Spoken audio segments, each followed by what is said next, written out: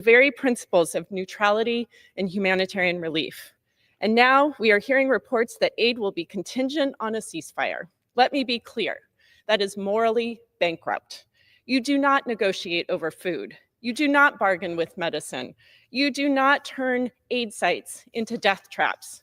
Palestinians in Gaza deserve safety, dignity, and the right to self-determination, not starvation. Oregonians have been clear, the United States has a moral obligation to use its power to end this tragedy. A critical step is demanding the UN Relief and Works Agency is immediately reinstated in Gaza for large-scale aid delivery. Thank you, Mr. Speaker. I yield back. For what purpose does the gentleman from New York seek recognition? Without objection, gentleman is recognized for 1 minute. Thank you, Mr. Speaker. In upstate New York, we make things, and this past weekend we made history when Amphenol Aerospace celebrated its 100th anniversary in Sydney. Amphenol's is a century-old story of resilience, a community that rebuilt after floods, coming back stronger than before. It's a century-old story of American innovation with the world's most cutting-edge technologies rolling off our factory floors. It's a decades-old story of the power of labor, a true partnership between Amphenol and the Machinists Union with good jobs, good wages, and a strong middle class. And it's a century-old story of American strength. Amphenol's work defends our homeland. Above all, though, we are celebrating 100 years of a close-knit manufacturing town of less than 5,000 people, where the thing that matters most is not whether you've got an R or a D next to your name, but whether you show up for your shift, do your job with pride, treat each other right, take care of your family, and love this country. To everyone at Amphenol, my family and I, we're honored to celebrate 100 years with you this weekend, and we're all in for the next 100. Thank you, Mr. Speaker. The chair lays before the House an enrolled bill. Just one.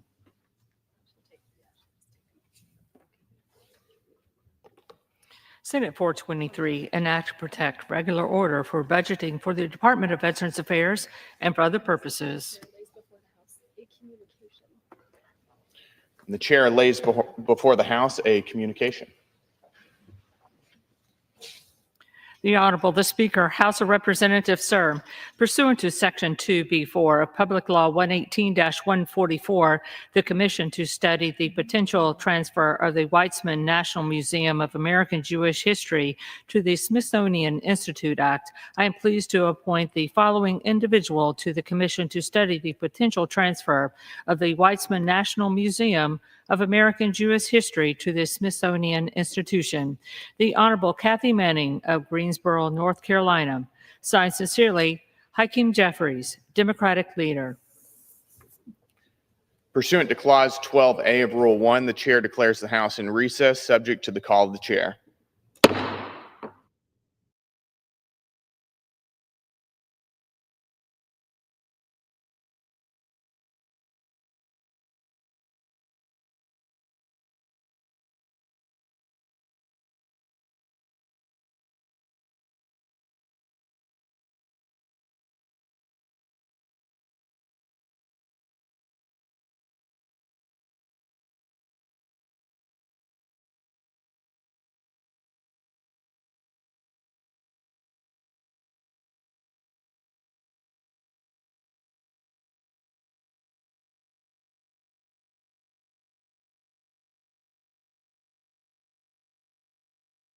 And as our community has grown and changed, Beam has remained a constant source of light, guiding families through tough times with warmth, direction, and hope. Today, we celebrate more than a milestone. We celebrate that ray of light that is never dimmed. May Beam continue to shine, lighting the path forward for those who need it most for years to come.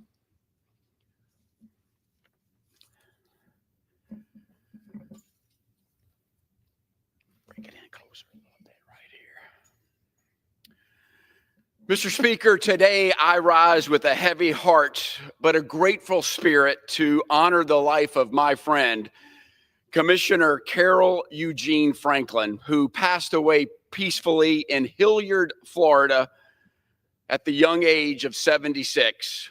Born in Boonville, Mississippi, Carol lived a life shaped by hard work, deep faith, and a quiet but profound dedication to others. He was a proud combat veteran who served in the U.S. Army's 9th Infantry Division during the Vietnam War. That same courage and resolve stayed with him throughout his life, whether it was in service to his country, in business, or in leadership with the Nassau County Ocean Highway and Port Authority. Carol was a man who showed up, not just when it was easy, but when it was needed. He believed in faith, integrity, and perseverance. He loved his family dearly. And for 42 years, he stood side by side with his beloved wife, Judy, raising their sons, Garrett and Greg, and cherishing their granddaughter, Diana Dell. To his church and to his church family at First Baptist of Boulogne, his brothers and sisters, and his many friends, nieces, nephews, and neighbors who knew him, Carol was the kind of man whose legacy is etched not in headlines, but in the lives he lifted. Mr. Speaker, we say goodbye to a veteran, a man of character, a family man, and my friend. It hurts because that's the impact that Carol made on so many. May his memory continue to inspire us all and serve with heart, live with purpose, and love without hesitation. Thank you, Mr. Speaker. I yield back. The gentleman yields back. The chair now recognizes the gentlewoman from Illinois, Ms. Ramirez, for 5 minutes.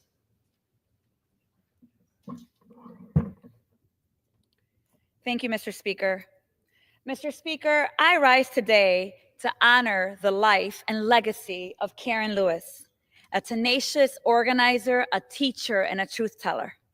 Long before she became known to many as the president of the Chicago Teachers Union, or CTU, Karen dedicated 20 years to serving Chicago students as a chemistry teacher, including at Illinois' third own Lane Tech College Prep High School. As the president of CTU, Karen built an intersectional solidarity movement rooted in love, injustice, and the radical belief that working class Black and brown children deserve fully funded public schools. In 2012, she courageously led her union in a successful and historic 7-day strike for a fair contract that captured the nation's attention and brought new life into Chicago's labor movement. Today, we invoke Karen, both her wisdom and her vision, to guide us as we stand opposed to all the forces of austerity, of division, of fear, and hate.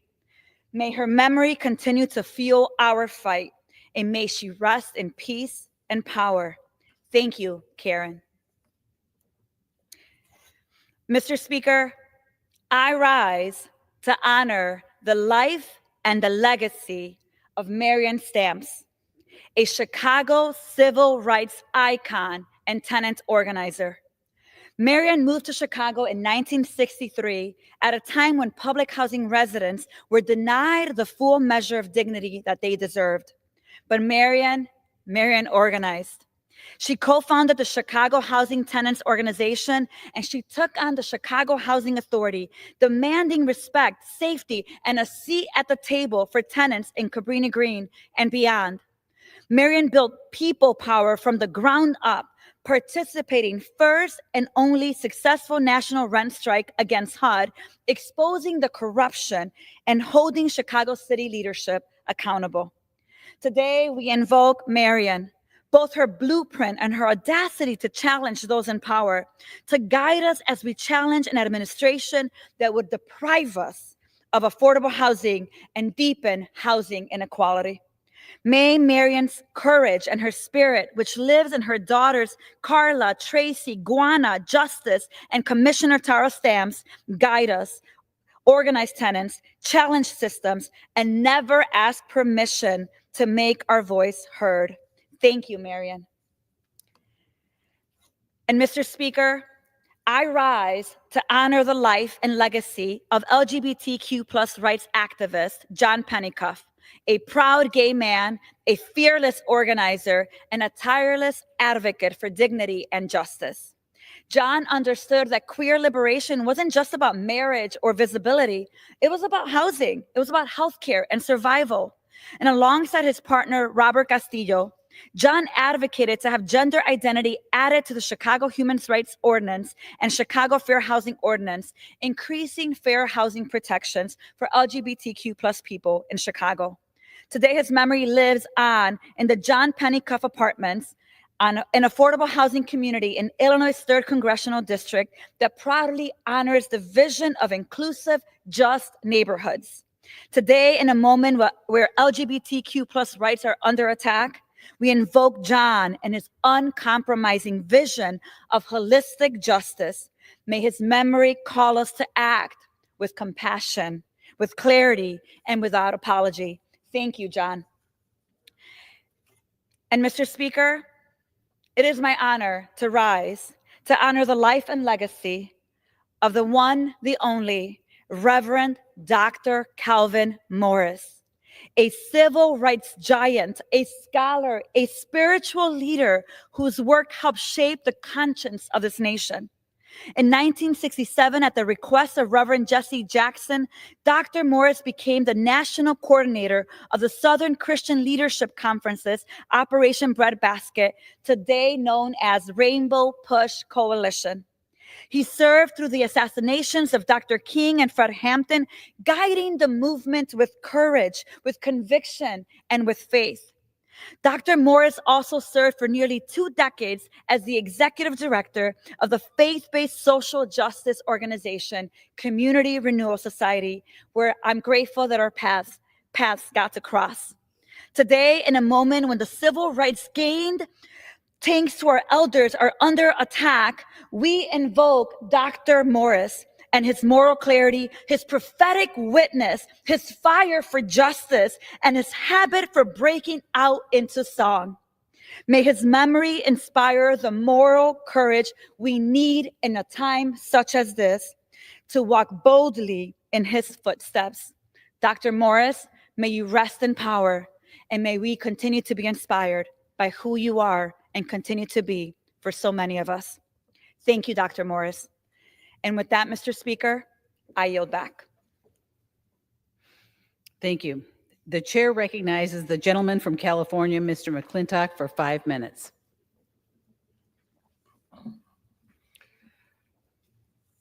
Madam Speaker, the Democrats are outraged that the largest illegal mass migration in history that they unleashed on our country must now be followed by the largest repatriation in history. Now, they insist that they don't object to removing violent criminals, but that's a demonstrable lie. The whole point of the Democrat sanctuary laws is to protect criminal illegal aliens from being turned over to ICE for deportation.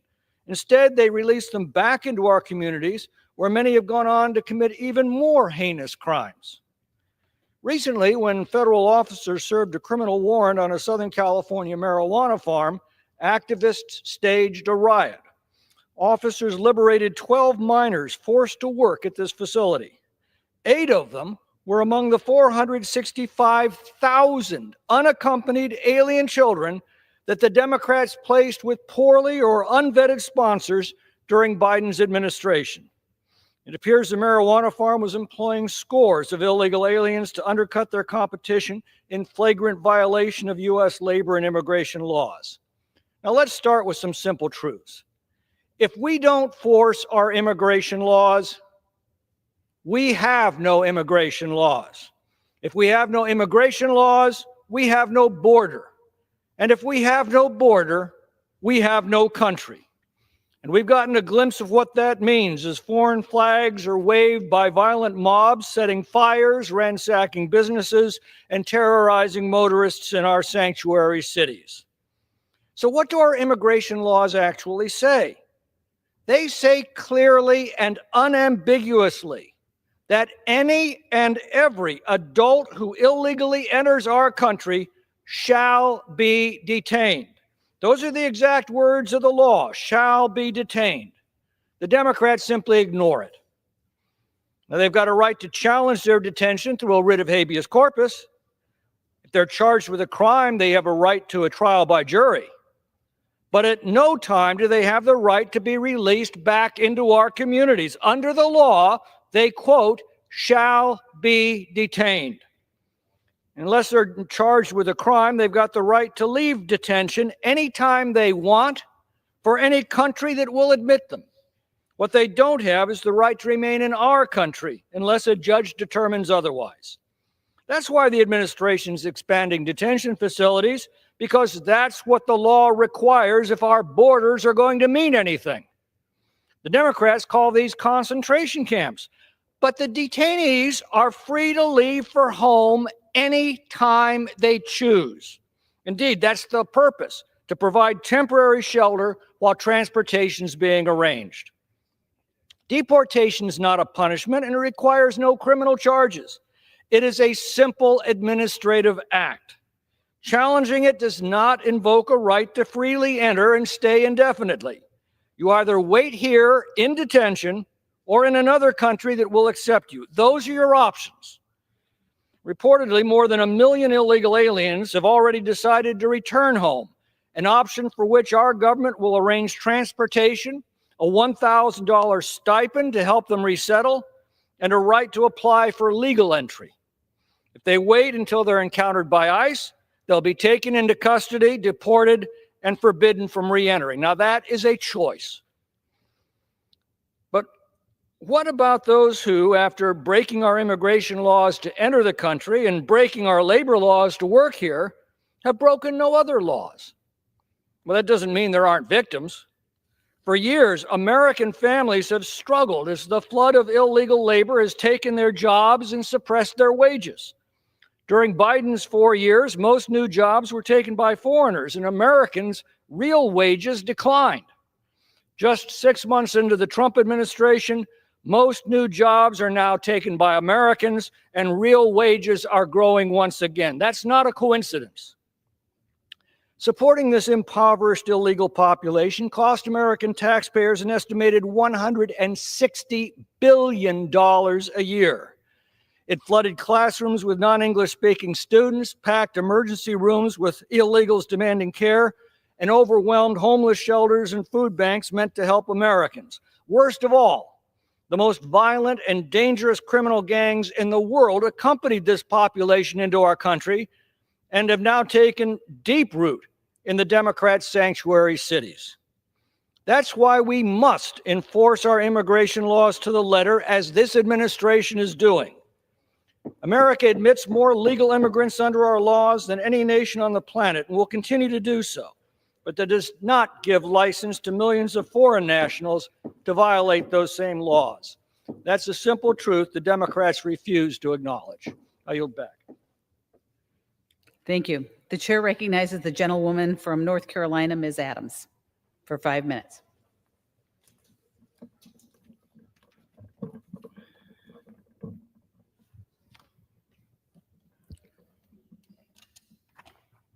Mr. Speaker, I rise today with a heavy heart to honor a giant in our state's history, a giant in our profession, and a giant in the fight for civil rights, the late James Ferguson II, who passed away on Monday, July 21st at age 82.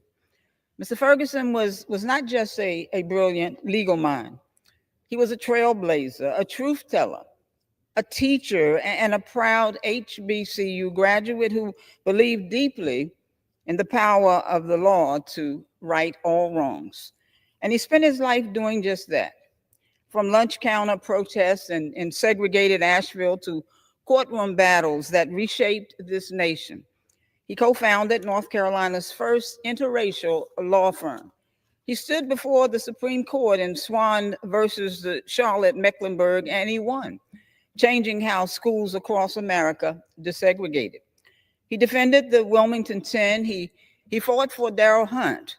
He trained Black lawyers during apartheid. And he did it all with quiet grace and a velvet voice and an iron resolve. Mr. Ferguson understood something that I often say about HBCUs, that they were not built for comfort, that they were built for purpose, and so was he. Educated at North Carolina Central University and Columbia Law School, he returned home not to make headlines, Mr. Speaker, but to make a difference. And in my journey, I admired him long before I ever met him. But when I ran for Congress, he became a trusted friend, a supporter, and an advisor. Mr. Ferguson didn't just practice law, he lived it. He believed that justice must be pursued even when it's unpopular and even when the odds are long. And that is the legacy of James Ferguson, not just the legal victories, but the courage to take on cases that no one else would. The integrity to mentor the next generation, the conviction that justice was not just a profession, but for him, it was a calling. He was a leader in the courtroom. He was a leader in the classroom, and he was a leader in our community. He was a model for what public service looks like at its best. And Mr. Speaker, as a former educator myself, I know a good teacher when I see one. Fergie taught us all. And so today I honor his life, I honor his work, and I offer my deepest condolences to his family, to his children, to his grandchildren, to his great-grandchildren, and his many friends across Charlotte and across this country.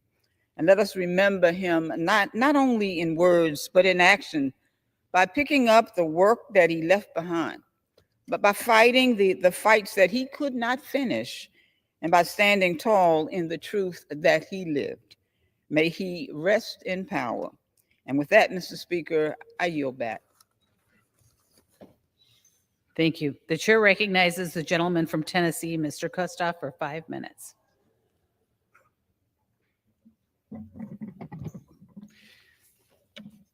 Thank you, Madam Speaker. Madam Speaker, I rise today to honor a good friend, James Moore Sr., who passed away on May 15th of this year.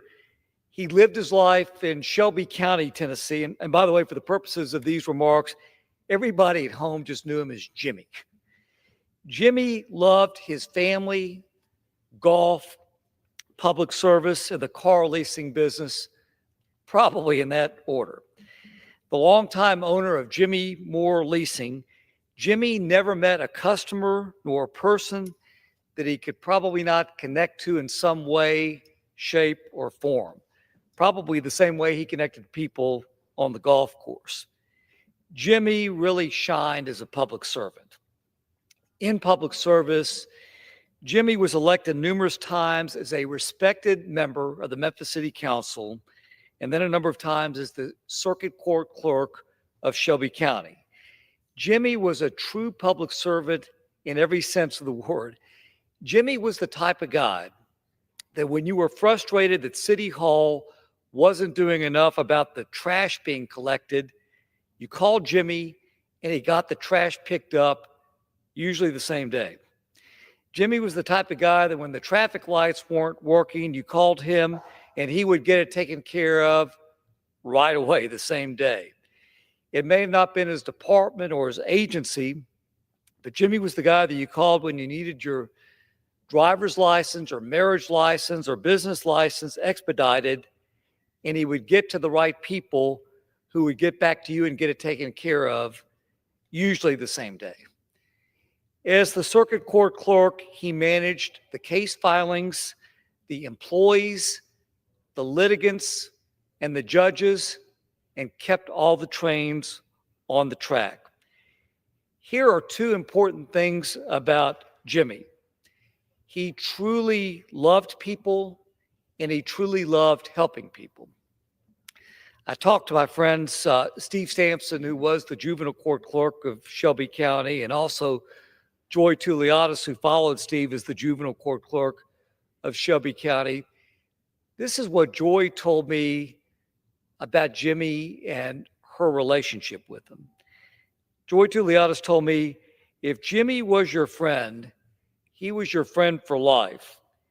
If Jimmy walked into the room, people knew that he had your back.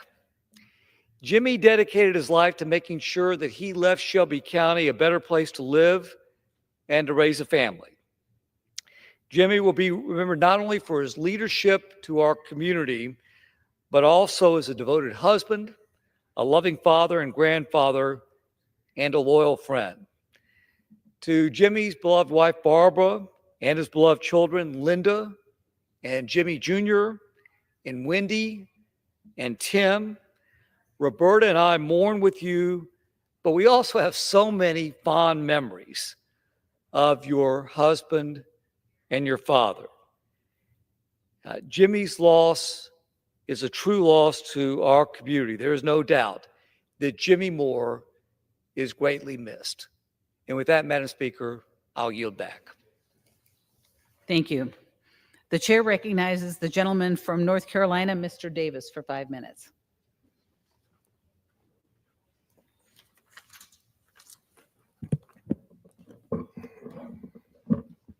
Thank you, Madam Speaker. I rise to honor the service of Richard Doc Borsiki, a Vietnam War veteran and constituent of North Carolina's 1st Congressional District. A native of Rocky Mount, North Carolina, Doc has dedicated his life to selfless sacrifice. After enlisting in the Marine Corps as a hospital corpsman, 3rd class, Doc flew into the heart of danger to execute medevac helicopter support missions, flown by an exceptionally skilled and resilient crew consisting of a pilot, co-pilot, crew chief, 2 gunners, and a skilled combat-trained Navy corpsman. Medevac helicopter support personnel volunteered to fly these missions anywhere, anytime, 7 days a week. In August of 1969, Doc, a 19-year-old, deployed to Da Nang. Almost instantly, Marines stationed there came under heavy artillery and rocket fire. But Doc stood tall, going on to fly 250 combat support missions over 12 months outside the wire. Amidst the fog of war, Doc and his fellow Marines sought refuge where they could. At the Sacred Heart Orphanage in Da Nang, Doc spent time with forgotten children, many of whom had fathers that had served alongside him. Doc captured one such kid on camera. His name was Kirk Killerhals. After being adopted by a U.S. Army veteran, Kirk came to America. In 2017, when he learned of his past, he met the man who had volunteered at his orphanage to escape the tragedy of war. Through it all, Doc touched the lives of not only these children, but of countless service members wounded in battle who never knew his name.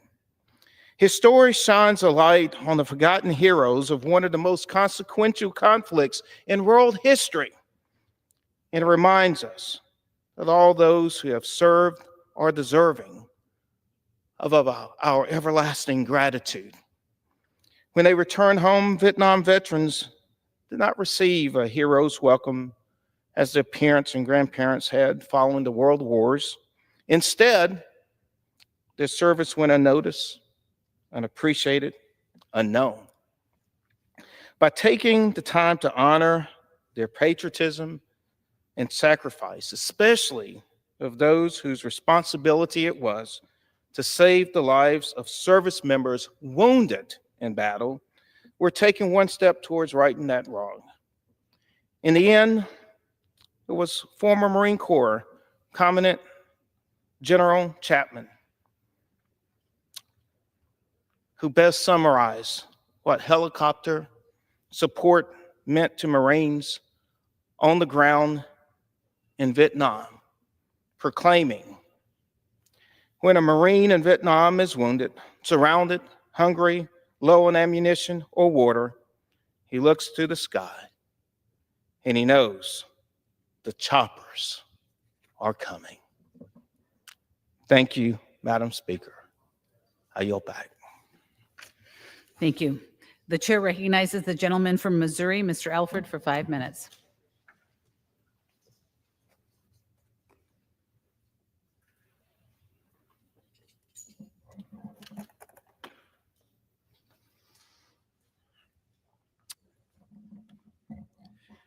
Well, Madam Speaker, I rise today to recognize our July Veteran of the Month, Edward Eugene Holmes. He was a proud Missourian and a resident of the Missouri Veterans Home, and I got a chance to meet him this past winter. He just left this earth last month at the age of 99, and we want to take the time to honor his life and legacy today. Edward was born on April 7th of 1926. He joined the U.S. Navy in June of 1944, and just weeks after graduating from high school. He served as a gunner's mate in the Pacific during World War II and was later assigned to the USS Alt, part of the Seahorse Squadron, in preparation for the invasion of Japan. After the war ended, Edward remained on duty during the occupation until January of 1946, and during his service, he traveled the world, from Australia to Africa to Japan and back home through the Panama Canal. He was honorably discharged with the rank of Seaman First Class. After the Navy, Edward built a long and successful career in the floral industry and was known for his love of fishing, golfing, hunting, and making breakfast for his grandchildren. He was a proud father of 3 sons, grandfather to 6, and great-grandfather to 13. Madam Speaker, Edward Holmes served his country faithfully with honor, humility, and all his heart. And it's my privilege to recognize him posthumously as our July Veteran of the Month.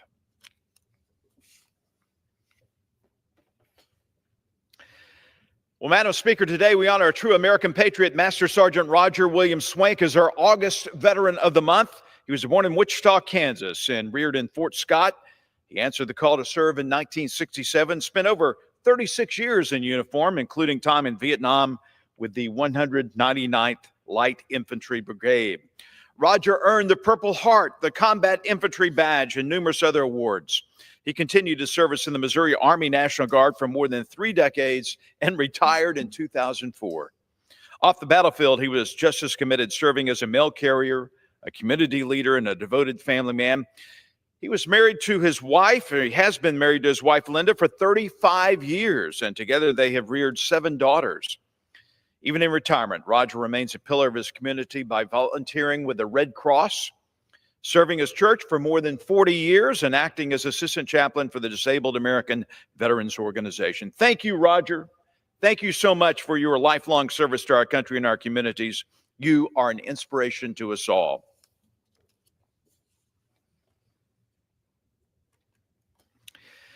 Madam Speaker, today we're proud to honor Ann's Acres, a generational family in Lincoln, Missouri, in the 4th District, as our July Small Business of the Month. Since 1999, Robert and Leslie Exendine, along with their 3 daughters and 6 grandkids, have cultivated 5 acres with nearly 7,000 blooming blueberry plants. Say that 10 times fast.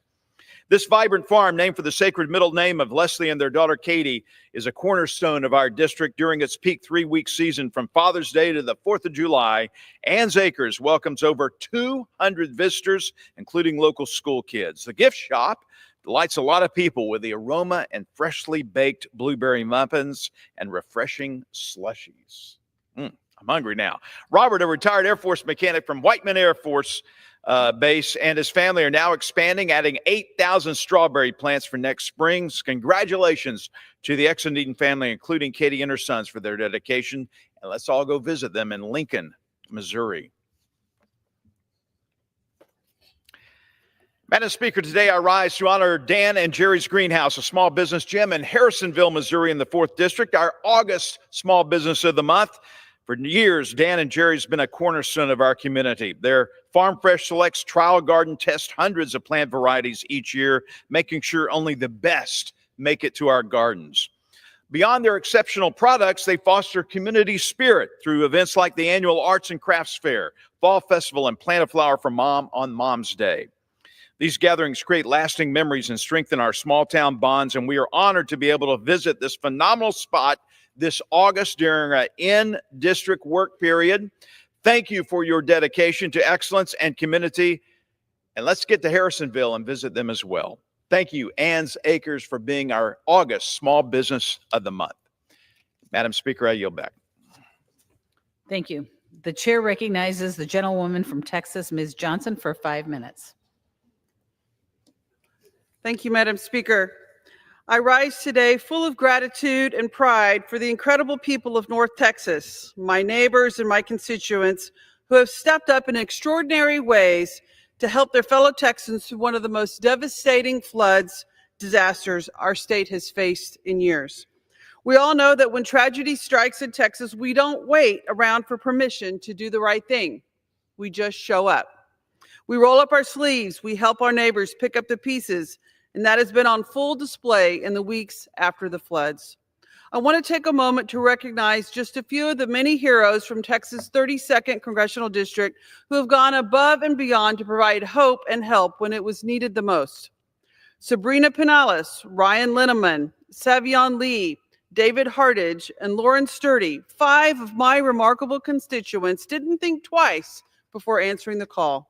They joined their church mission team and headed straight to the Hill Country where floodwaters had washed away homes overnight. These 5 North Texans have been on the ground every day, helping families, clearing debris, delivering supplies, and rebuilding what was lost. They remind us that faith in action, helping neighbor to neighbor, is what holds this state together when times are hard. I also want to lift up the brave men and women of the Plano Fire Department and first responders from Dallas. When floodwaters rose and families needed rescue, these heroes did what they always do. They run towards the danger. They deployed to Central Texas to help rescue stranded families, clear the roads, make sure entire communities could get back on their feet safely. They represent the very best of our communities: courage, commitment, and compassion. And it's not just these few. Across North Texas, neighbors have opened their doors to displaced families. Churches, synagogues, and mosques have collected food, clothing, and essentials. Local businesses have donated truckloads of supplies. Nonprofits like the North Texas Food Bank have mobilized to get fresh meal and water to families who've lost everything in just seconds. Countless volunteers have driven hours to help strangers through this terrible disaster. These are who Texans are. We are defined by our resilience, by our people, by our willingness to stand shoulder to shoulder and say, "We got you." You know, our state has faced immense tragedy with hundreds of victims, many of whom were children, little girls, excited to go to summer camp to make new friends and create memories that would last for a lifetime. Our entire nation mourns those that we have lost and holding close to families who are doing everything they can just to make it through each day, hour by hour. And those families, those victims, they deserve answers. We must hold state and federal officials accountable. We have a new chairman of the Homeland Security Committee, Mr. Garabino from New York. It is my hope that he will respond to our calls to convene the Homeland Security Committee for an oversight hearing of these floods, to examine what went wrong and how our government can do better in the future. Texans deserve a government that matches their generosity. We deserve a government that plans ahead, responds quickly, and never lets politics get in the way of protecting our communities. So today I want to say thank you to Sabrina, Ryan, Savion, David, Lauren, and thank you to the Plano Fire Department and our first responders from Dallas. Thank you to every volunteer, every neighbor, every house of worship, every first responder who has made a difference during this crisis. Mr. Rogers once said, "When bad things would happen to all, look for helpers. You will always find people who are helping." We have a lot of helpers in North Texas and across our state who have gone above and beyond to help with their neighbors, and we are damn proud of them. Thank you, and I yield back. Thank you. The chair recognizes the gentlewoman from Texas, Ms. De La Cruz, for 5 minutes.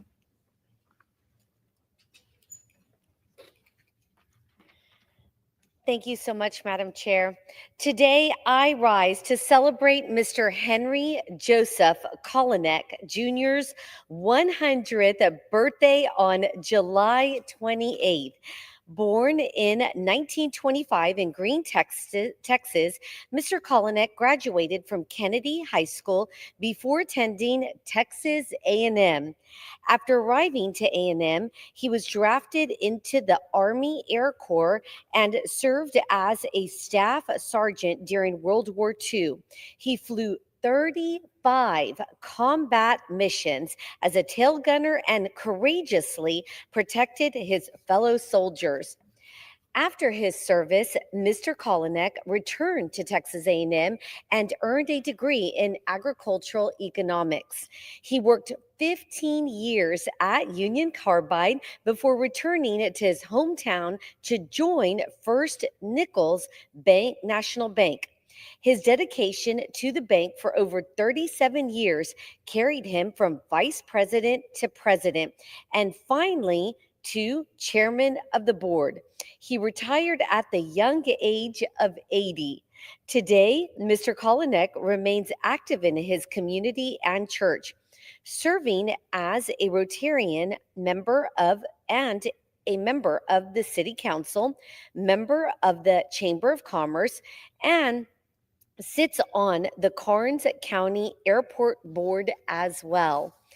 On his leisure time, he is often found driving the tractor on his ranch. He is a very proud father, grandfather, and a great-grandfather as well. Happy 100th birthday, Mr. Kolinek. Thank you for your service to our great nation and to your beautiful community. May God bless you and your family. Happy birthday. I yield back. Thank you. The chair recognizes the gentleman from New York, Mr. Kennedy, for 5 minutes.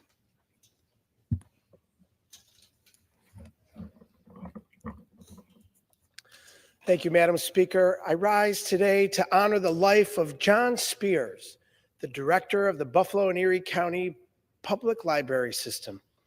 Although John only became director of the Buffalo and Erie County Library in April 2022, his brief tenure, backed by 25 years of experience, left an indelible mark on Western New York. John was an inspiring leader who worked tirelessly to expand access and make libraries in Western New York more inclusive, from eliminating fines for overdue books to redesigning the Central Library to be safer and more welcoming for everyone. John was a champion for diversity, equity, and inclusion. He was honored by the New York Library Association for innovative leadership in fostering relationships across every community. In 2022, I had the privilege of working alongside John on a project to digitize the William A. Miles collection at the Meriwether Library, the largest resource center in Western New York for information on African American history. From the moment the effort began, John was all in. This was just one of the countless examples of John's commitment to making our public institutions more just, representative, and responsive to the people that we serve. He saw libraries as a way of connecting people to their potential, a place where anyone, regardless of their background, could go, sit down, and learn. On July 20th, after a courageous battle with cancer, John passed away. But his legacy lives on. It created a stronger, more inclusive library system he helped to build, and his legacy will last forever. John is survived by his partner, Brian Dimmitt, his father, Robert, his brother, Evans, and his sister, Catherine. He leaves behind countless friends and colleagues across Western New York and beyond. John, we thank you for your service, compassion, and unwavering belief in the power of community. You will be deeply missed. May John Spears rest in peace.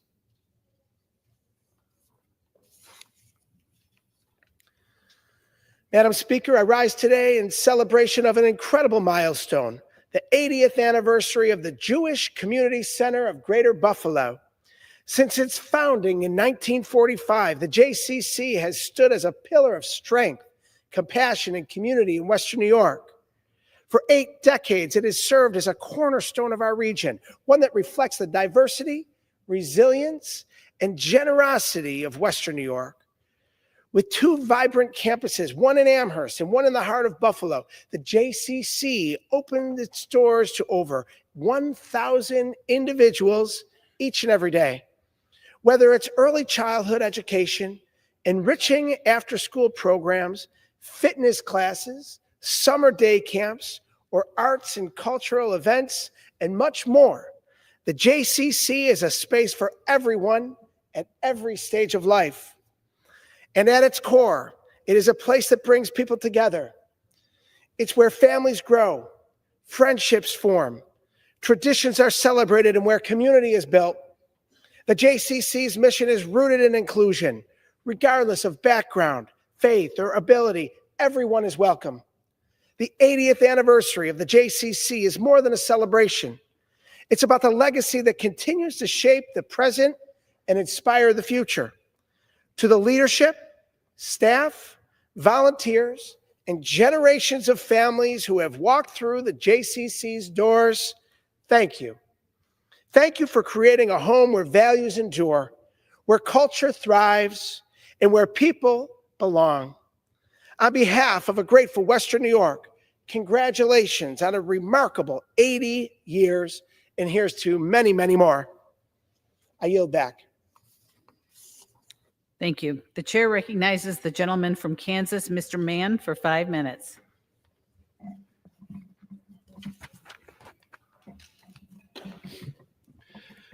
Madam Speaker, America's borders are the safest they've been in decades.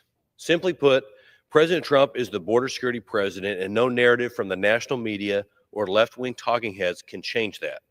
Border security was the #1 issue on the campaign trail and is one of the main reasons that 77 million Americans elected him as president. Promises made, promises kept. It's hard to believe that in just 6 short months, President Trump has reversed 4 years of disastrous open border failures from the previous administration. For 4 years, President Biden and Vice President Harris told the country over and over again that they simply did not have the authority or the ability to secure the border. The reality is that this could not have been farther from the truth. President Trump has shown that the only thing we needed all along was a president who was not afraid to actually enforce the law. The facts speak for themselves. During the month of June, U.S. Customs and Border Patrol Protection saw the lowest number of encounters ever on our borders nationwide. Apprehensions along the border reached a new historic low on June 28th, when CBP had the lowest number of apprehensions in a single day in agency history. Under the previous administration, 27,766 illegal migrants were paroled and released into the country in June alone. Mr. Speaker, 1 year later, 0 migrants were paroled into the country. Again, promises made, promises kept. This leadership is exactly what Americans voted for this past November, and House Republicans are united in equipping the president to continue securing our borders for good. In our one big, beautiful bill, we gave our law enforcement agencies the tools and the resources they need to help secure the border. We allocated more than $46 billion to finish President Trump's border wall and ensure that our borders have a physical barrier to keep bad actors out. We invested in the CBP workforce, equipping the agency to hire more personnel to keep our borders secure and enforce the law. House Republicans invested in state-of-the-art border technology to stop the trafficking of drugs and humans across our border and finally bring the fentanyl crisis to an end. This deadly drug has taken the lives of thousands of innocent Americans and made every state a border state. No more. America remains a land of opportunity that attracts millions of individuals around the world each year. A few months ago, I had the privilege of speaking at a naturalization ceremony for brand new American citizens who took their oath to the United States and officially became fellow citizens. I was inspired by each of their journeys in becoming Americans and couldn't help but feel blessed to have been born in a land that so many people seek to call their home. At the time, my heart felt for them. Of the 168 people who became Americans that day, some of them underwent multi-years long process to come here legally. And instead of rewarding their efforts, they watched for 4 years as a president and an administration that were asleep at the wheel allowed our immigration laws to be abused and taken advantage of month after month as millions jumped the line by coming here illegally. I'm so glad that America overwhelmingly rejected that nonsense. Today, our country is more secure and safe than it has been in nearly half a decade. It turns out that common sense works after all, and I'm grateful for an administration that chooses common sense over caving to radical far-left activists.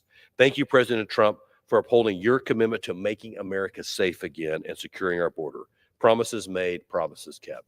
Thank you, Madam Speaker. I yield back. Thank you. The chair recognizes the gentleman from Illinois, Mr. Garcia, for 5 minutes.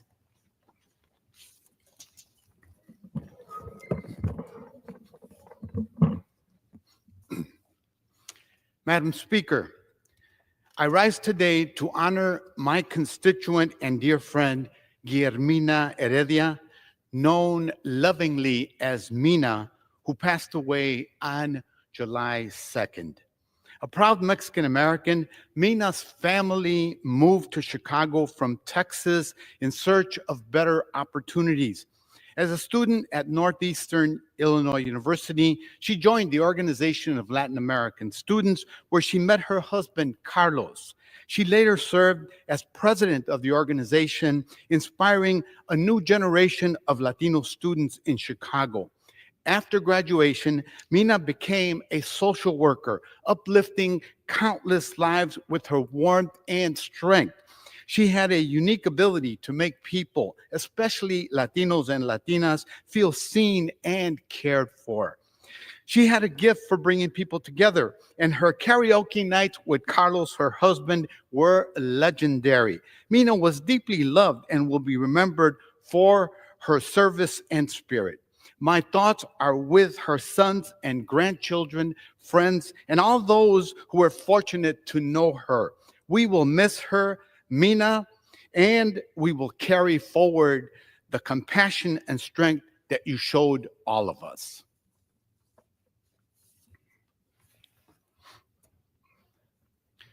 Madam Speaker, I rise today to honor a giant in our community, Carlos Arango, as he approaches his 79th birthday. For over 2 decades, Carlos has been a pillar of Chicago's immigrant rights movement, organizing marches, building institutions, and mentoring generations of activists, often behind the scenes, always with purpose. He stood on the front lines when it wasn't popular, and he stayed when others moved on. He was instrumental in the strength behind Casaslan, not just a building, but a beacon of self-determination, cultural pride, and community defense. And through it, he helped countless immigrants find power, purpose, and a place to belong. Throughout every political storm, Carlos has remained unapologetically proud of his roots, his people, and yes, of Los Pumas at the University of Mexico, whose jersey he wears like armor. He is more than an organizer. He is a keeper of memory, a fighter for justice, a dear friend. Carlos, thank you for never backing down and for showing us what commitment is all about. Happy birthday, and may your struggle live on.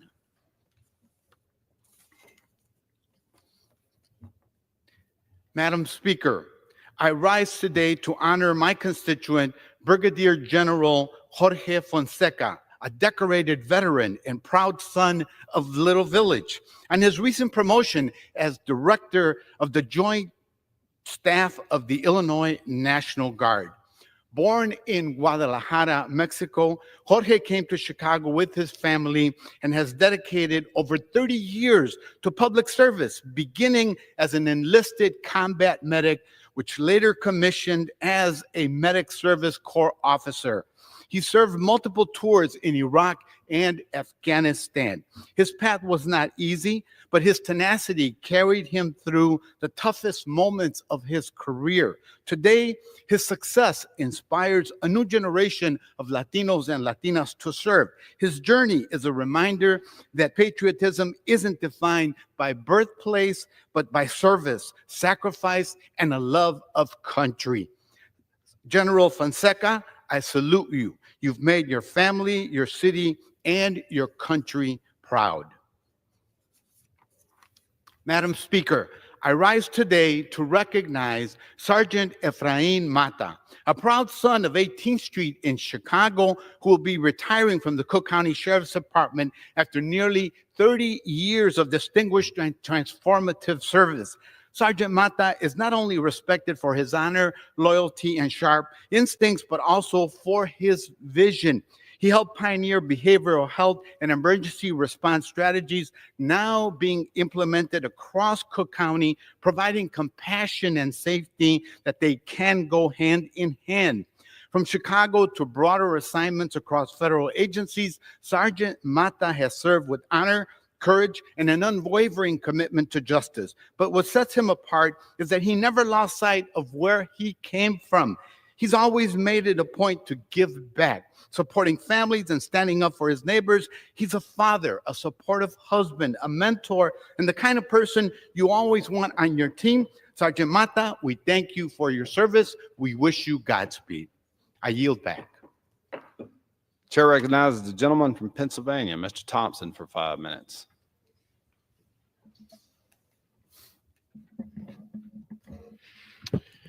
Thank you, Mr. Speaker. I rise today to invite my colleagues on both sides of the aisle to join the bipartisan Congressional Scouting Caucus. Scouting has been an essential part of my life. I'm an Eagle Scout and was Scoutmaster for more than 30 years. The lessons I learned through scouting, leadership, service, self-reliance, and integrity remain deeply embedded in my daily life and guide my work here in Congress. My decisions are guided by the principles of the Scout Oath, my duty to God, duty to country, duty to others, and to myself. That's the kind of clarity and compass that scouting instills. It's a moral benchmark, one that teaches young people to serve their communities, respect others, and become engaged, responsible citizens. That's why I'm proud of the work that we're doing with the bipartisan Congressional Scouting Caucus. This group exists to strengthen and support scouting programs across the country and to highlight the incredible impact scouts have in each of our districts. Mr. Speaker, I invite my colleagues to join our caucus, whether you're a scout yourself, have scouts in your family, or simply believe in the power of mentorship and youth leadership. And there's no better time to get involved than now. Today, we're hosting Camp Capitol Hill, an event that will bring the spirit of scouting right to the heart of our nation's capital. This unique showcase will feature scouts demonstrating outdoor and leadership skills right here on the Capitol grounds and the Rayburn Foyer. Displays will include camping equipment, a canoe, a rocket, robotics, knot tying, and a Pinewood Derby car racing, alongside educational tables sharing the story and scope of modern scouting.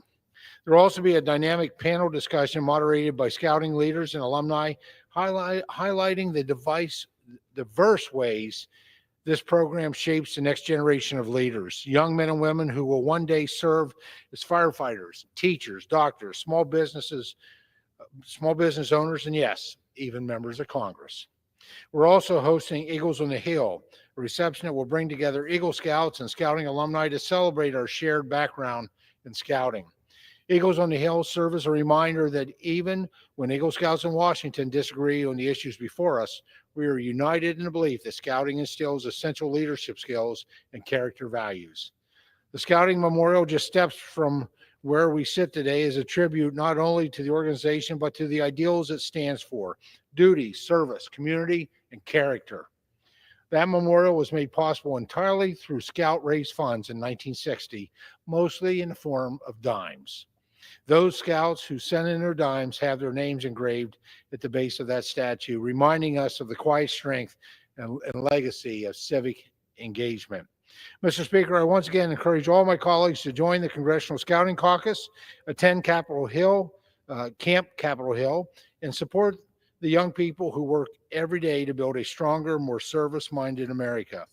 Let's help ensure that the next generation lives up to the Scout law: trustworthy, loyal, helpful, friendly, courteous, kind, obedient, cheerful, thrifty, brave, clean, and reverent. They also, on a personal note, want to welcome Josh and Flynn Kirby to Washington, the Scout leader and a Scout from my home Boy Scout Council in the Juniata Valley Council. Welcome here to Washington. Thank you, Mr. Speaker, and I yield back the balance of my time. Chair recognizes the gentleman from Rhode Island, Mr. Magaziner, for 5 minutes. Mr. Speaker, I rise for the 34th time to call on the Trump administration to restore food aid for children around the world suffering from malnutrition. We've been doing this for months. We've been doing this for months because after decades of United States leadership in providing aid to children around the world suffering from malnutrition, the Trump administration has stopped funding this life-saving program. In my district, in North Kingstown, Rhode Island, there is a warehouse with 90,000 boxes of Plumpy Nut, life-saving food aid that is designed to save the lives of starving children whose organs are shutting down and can no longer process conventional food. This food aid has already been manufactured, has already been paid for, but is sitting in a warehouse in Rhode Island because some bureaucrat in the Trump administration refuses to sign the piece of paper to restart the shipments.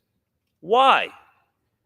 What possible good can come from allowing children to starve needlessly around the world while American factories and American farmers do not get paid? The crazy thing is that for months, the administration has been insisting that they are going to restart this program.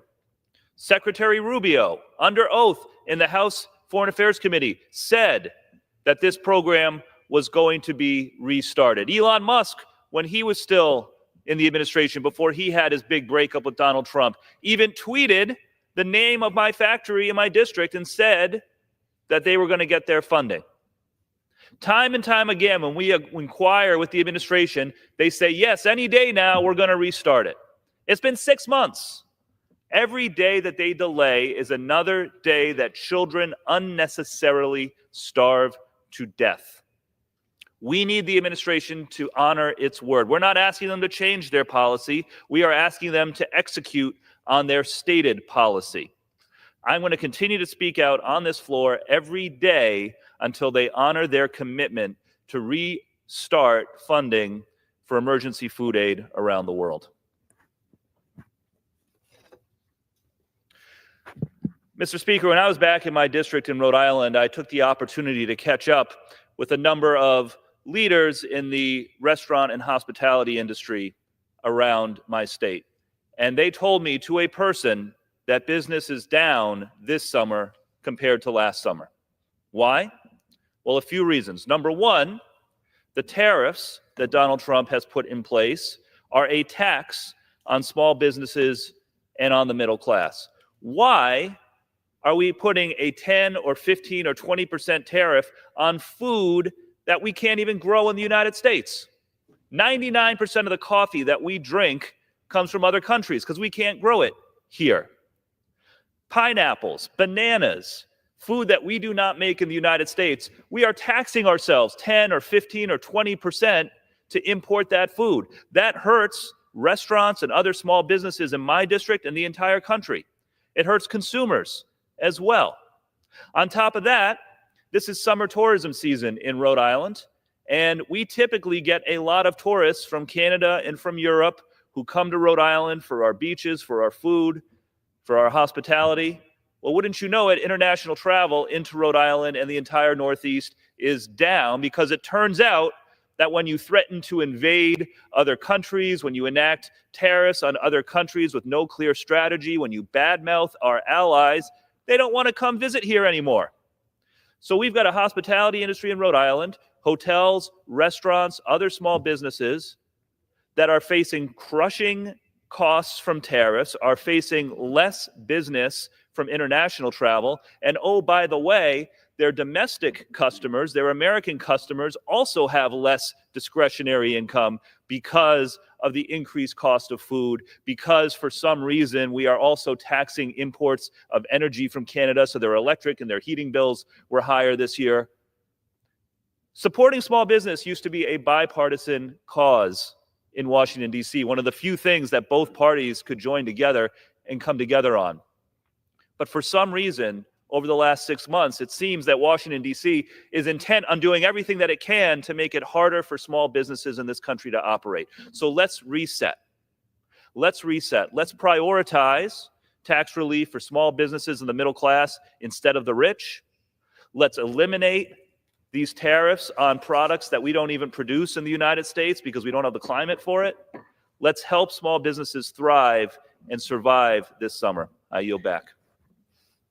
Chair recognizes the gentleman from Texas, Mr. Cloud, for 5 minutes.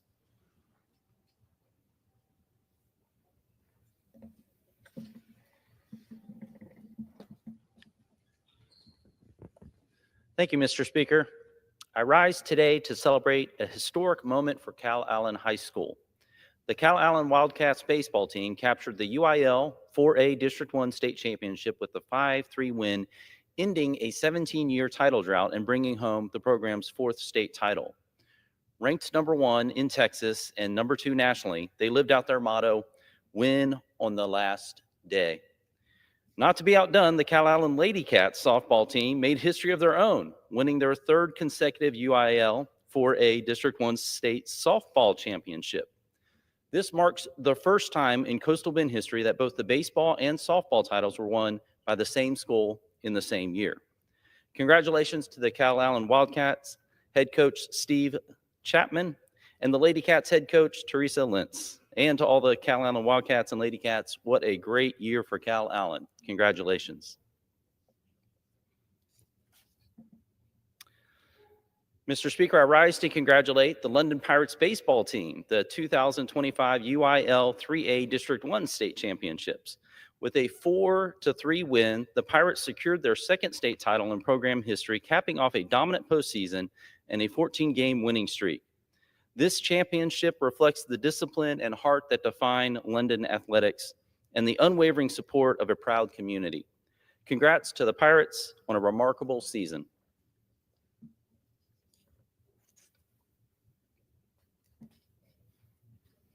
Mr. Speaker, I rise as well to honor the Ganado Maidens, our 2025 UIL 2A state championships. With a 5-4 comeback win, the Maidens closed out their season fueled by grit with a 19-game win streak. The Maidens were down with 1 out to go when they delivered a 2-1 rally that turned the game into their favor. As one local paper put it, it took all of Ganado, and it certainly did. Congratulations to the Maidens, their coaches, their families, and the entire Ganado community on the championship that reflects the very best of Texas.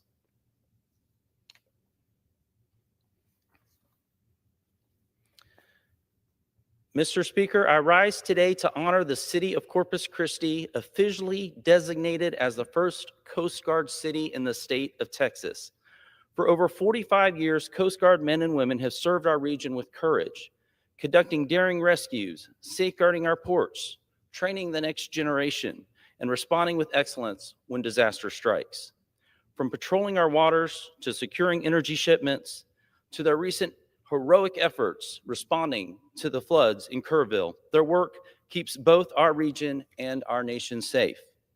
The Coast Guard in Corpus Christi conducted hundreds of search and rescue missions and has saved countless lives. To the Coast Guard crews up and down our district along the Gulf of America, thank you for your hard work, living out your commitment to faith, service, and freedom every single day.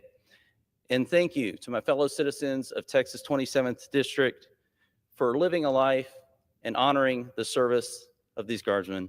Congratulations, Corpus Christi. Thank you, Chairman, and I yield back. Chair recognizes the gentlewoman from California, Ms. Simon, for 5 minutes.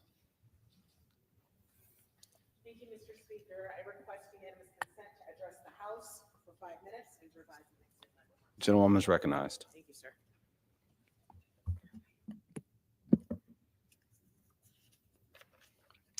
Mr. Speaker, I rise today to address the House and oppose the defunding of Planned Parenthood clinics nationwide. The Republicans' cruel budget bill, which all Democrats opposed, included a provision to block federal Planned Parenthood clinics from receiving Medicaid funds. This was a devastating choice that Republicans have made and will undoubtedly impact families across the nation. Planned Parenthood does not just provide birth control. Clinics provide basic health care exams, cancer screenings, and vaccinations.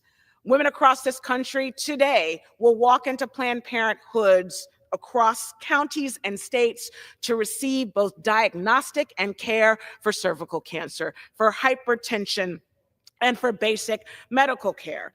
Earlier this year, the largest Planned Parenthood health center in the country opened in my district, named after my predecessor and champion of reproductive health and access, Congresswoman and now Mayor Barbara Lee. The Barbara Lee Oakland Health Center has over 19 exam rooms and is transit accessible. But the Republican budget bill will put Planned Parenthood centers like ours across the country at risk. 200 of the 600 Planned Parenthood clinics across the country may close, and women will die. Planned Parenthood closures will disproportionately impact Black and brown mothers who already have a maternal mortality rate more than 3 times as their white counterparts. These cuts will disproportionately impact poor folks, access to reproductive health care, since 40% of all births in this country are covered by the very Medicaid services that are now being gutted. These are matters, as I said before, of life and death for us in our district and for women across the country. I was a young mother living in public housing in San Francisco when I had my first daughter at 19, but I was able to get by. I was able to go to school and raise a wonderful daughter and put her through college and law school because I had access to care and institutions who cared about my life. If we want people to be healthy in this country and to participate in their communities and work, we need to open up choices and we need to provide more opportunity instead of less. That is why I offered an amendment to the Republican budget reconciliation bill that would have protected the vital services of Planned Parenthood. Republicans killed that amendment, but this will not stop our collective work, my work, to ensure that people in our district and around the country and in rural communities and in urban communities have the access that they so deserve. Their lives are depending on it. And just this week, the district courts put a temporary pause on parts of the Republican bill that would defund Planned Parenthood, and we will continue to fight back. Planned Parenthood is vital. It is vital to the community's health. And we cannot, and I will not stand by while it is defunded and while our health is devalued. I was that young mother. We and our families, our children deserve better. Thank you, Mr. Speaker, and I yield back. Chair recognizes the gentleman from Virginia, Mr. Klein, for 5 minutes.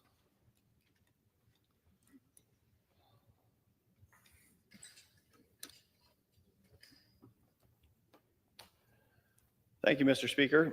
Mr. Speaker, today I rise to mark the anniversary of the legendary Freedom Train, a rolling symbol of American ideals that traveled more than 37,000 miles from 1947 to 1949, visiting all 48 states and welcoming over 3.5 million citizens abroad. For over 30 years, my constituents Mary Jane and John Z. Rowe have been at the forefront of efforts to preserve the memory of this great national event, which helped remind Americans of the foundations of their liberty. Powered by the groundbreaking Alco PA diesel locomotive, numbered 1776 and named the Spirit of 1776, the train revolutionized public perception of rail power. In an age still dominated by steam, the diesel proved its mettle across all terrain and climate, operating reliably without pause for coal or water. Its performance, witnessed by millions and scrutinized by railroad leaders nationwide, helped hasten the transition from steam to diesel across American railroads. But beyond technology, the Freedom Train carried our founding documents and civic ideals to the people, guarded by Marines, celebrated in towns, and kissed literally by thousands in cities like Brooklyn. It was not a government project, but a private patriotic mission supported by the Truman administration and the American Heritage Foundation. At a moment of global uncertainty, the Freedom Train reminded Americans of who we were and who we still are. Mr. Speaker, I yield back. And no, I still have a few more. Sorry, Mr. Chairman. Sorry. Mr. Speaker, I rise today to recognize the extraordinary accomplishments of the Roanoke Catholic School Lady Celtics girls track and field team, who captured the 2025 VISAA Division II Virginia State Championship with remarkable determination and unity. After narrowly missing the title by 3 points in 2023, the Lady Celtics redoubled their efforts, displaying unmatched teamwork in a sport often focused on individual performance. Guided by an outstanding group of seniors and supported by dedicated underclassmen, they secured the championship with a commanding margin of 55 points. I commend head coach Jason Smith and the entire 2025 team. Aubrey Aaron, Addison Becker, Anna Stadnick, Charlie Floyd, Carly Smith, Justine Lavore, Eva Concilioni, Lillian Kessler, Sydney Witt, Jamariah Edwards, Lauren Bradley, Brinkley Aaron, Molly O'Haran, Joey Barger, and Kuk Chen. Their perseverance, skill, and sportsmanship are an inspiration to our community, and I congratulate the Lady Celtics on this well-earned state title.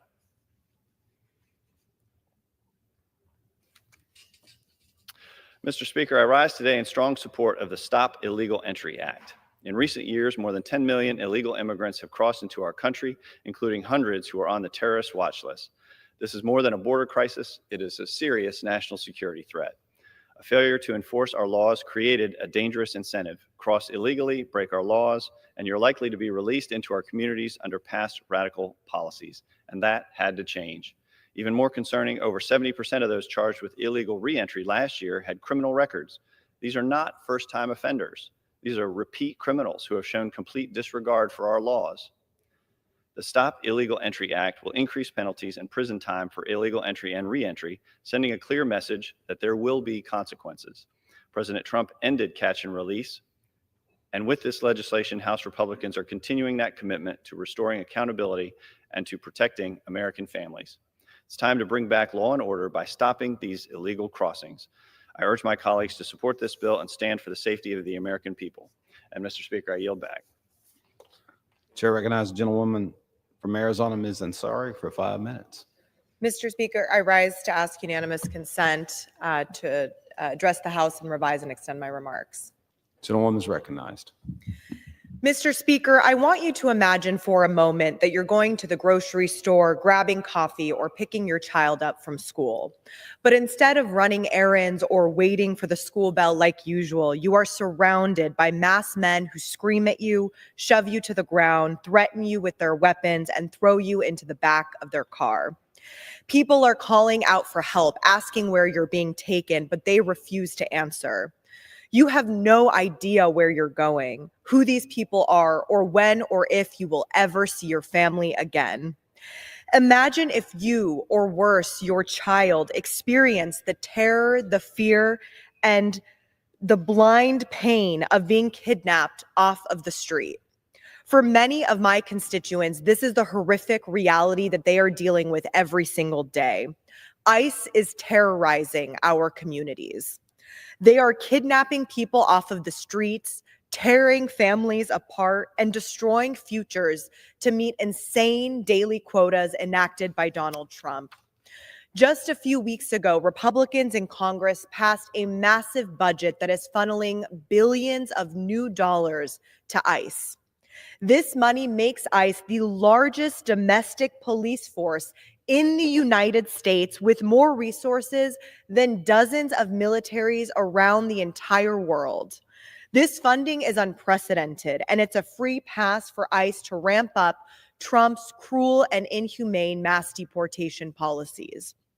They are already building concentration camps in Florida, where they are threatening to lock up legal immigrants and Latinos from across the country. I have visited facilities like this. On May 29th, I went to the Eloy Detention Center just outside my district. I met with women who wanted to and frankly were desperate to share their stories with me. One was a green card holder who had been pulled over for a traffic stop. When they learned of her status, they stripped her of her green card and threw her into ICE detention without another thought. She had been trying to reach her family for months. Another woman told me a story about a guard taking all of the women out into the blazing Arizona heat. He forced them to march in circles for hours without water. One woman fainted and needed medical attention. While they marched, the guard yelled at them, quote, "This is the price of the American dream." It should not matter who these women are. It should not matter whether they are citizens, legal residents, or undocumented people trying to make a life for themselves. It is shameful and embarrassing for our country that we would treat any human being like this. The detention centers and the facilities in this country are atrocious. They have absolutely zero oversight mechanisms in place. More than a month later, after formally inquiring about the conditions that I saw firsthand to the Department of Homeland Security and ICE, I have yet to receive a response. People are being harassed, they are being dehumanized, they are being abused. Last weekend, I tried to return to Eloy to meet with several constituents of mine who are detained there. Like a woman named Yadi who has chronic lymphocytic leukemia. She has been detained at Eloy since February and has lost 55 pounds while in detention. She needs help. A man who has been coughing up blood for weeks.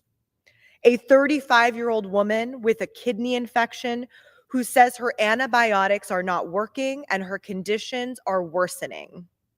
Even after ICE put in place new protocols to make it more difficult for us to do our jobs and our oversight work, we tried to follow their new rules. I gave them ample notice of my visit and a list of constituents that I hope to meet with. They let us know that our visit was approved. But then less than 24 hours before I was supposed to make the trip, they changed their minds and said that my meetings with my constituents were denied. ICE is leaving families without answers and human beings without care. And they are doing it regardless of whether people are undocumented, legal residents, or even American citizens. They are splitting up parents by sending them to different detention facilities and then making children have to navigate the funds for a lawyer and basic survival.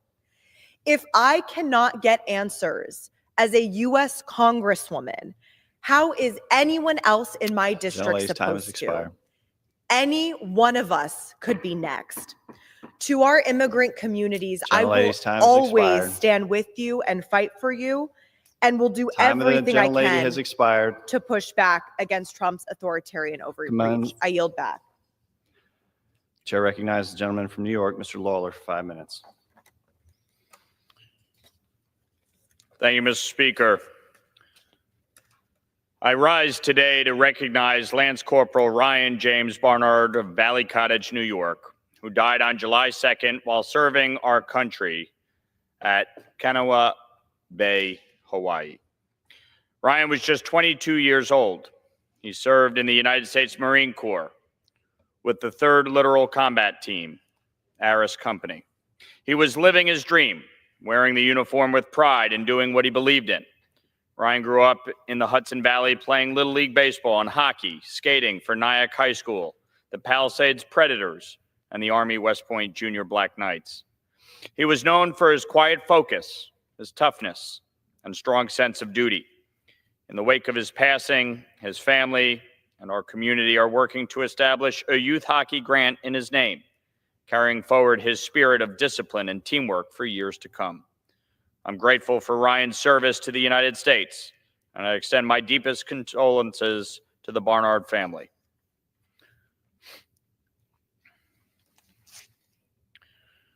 Mr. Speaker, I rise today to honor the life of Michael Halpin of Pearl River, New York, who passed away on July 9th at the age of 88. Born in Kilrush, County Clare, Ireland, Mike immigrated to New York in 1955 and proudly served in the United States Army, including a tour of duty in Korea. After his military service, he continued to serve as an NYPD officer in the 46th Precinct in the Bronx. Like myself, Mike was a proud Irish American, the very definition of a pillar of the community. He served as president of the Rockland County Irish American Cultural Center and the Rockland GAA, was a member of the AOH Division III, and led the 2004 Rockland St. Patrick's Day Parade as Grand Marshal. He was a devoted parishioner of St. Margaret's Church, a member of the Hudson Valley 1013 Club, and above all, a proud husband, father, and grandfather. Mike Halpin lived a life of dutiful purpose, leadership, and a deep love for both his heritage and his community. He will be missed.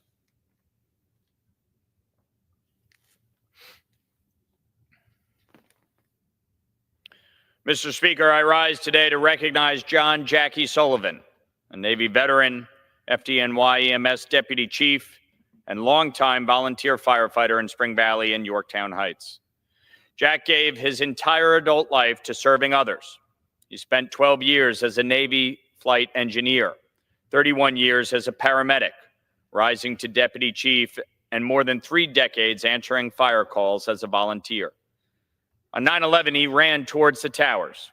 When they fell, he dove under a truck to survive, and then stayed at ground zero for a year, helping recover the fallen with dignity and respect.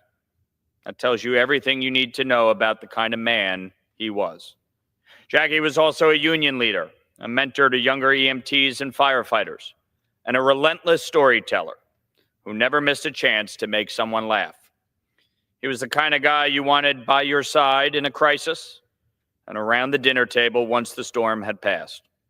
To his wife Denise, his daughters Katie and Maggie, and all who loved him, our hearts are with you. May his memory always be a blessing. I yield back. The chair recognizes the gentlewoman from New Mexico, Ms. Stansbury, for 5 minutes. Mr. Speaker, we are here today to say, hands off our Social Security, because Social Security is not a luxury. It is not a handout. It is a sacred trust, a promise that we make to Americans, that the hard-earned money that they pay into the system will be there when they need it.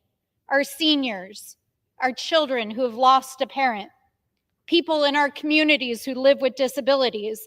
It is the lifeline that sustains our communities, our seniors, and it is a promise that they can live their lives with dignity.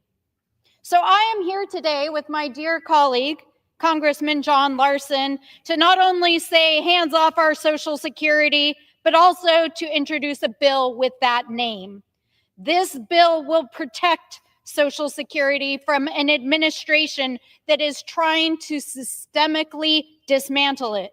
It will protect your benefits. It will stop the privatization of your benefits. It will stop staffing cuts and closures and protect your privacy and your data and protect the proud men and women who go to work every day to serve our seniors and work for the Social Security Administration. Because, Mr. Speaker, these are the American people's benefits, and we are fighting to ensure that not only are they here today and tomorrow, but for future generations to come.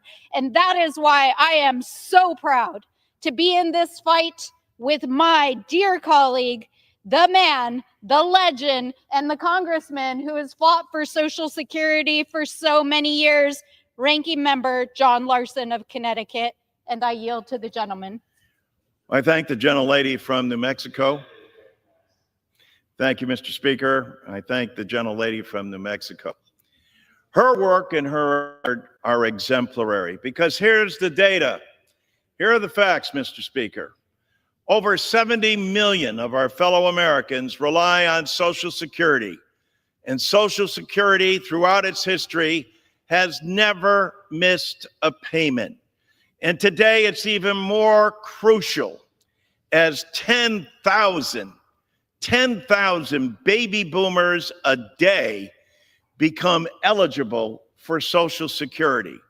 And for more than 40% of all Social Security recipients, this is the only benefit that they have. Representative Stansbury is part of legislation that seeks to expand benefits, not just protect Social Security.